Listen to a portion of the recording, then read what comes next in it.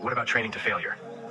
So I think overrated. I think that the research shows that there's not a huge difference in terms of hypertrophy or strength if you go all the way to failure or if you stop a couple reps shy. I think people think going to failure is super, super important. I think you have to know what failure feels like, but I do think overall it's overrated and not as important as a lot of bodybuilders think. Agreed, and I would add that most of the people that are saying that failure is super important are coming from an egotistical perspective. Saying that training to failure is overrated is just a bad take on so many levels.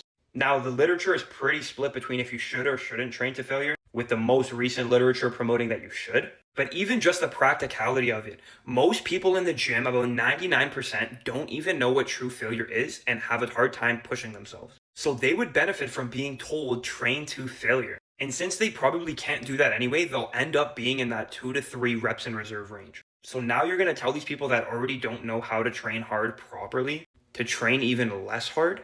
That just doesn't make any sense. So you could make their argument for someone that's been bodybuilding for 10 plus years, but for the average person, this is terrible advice.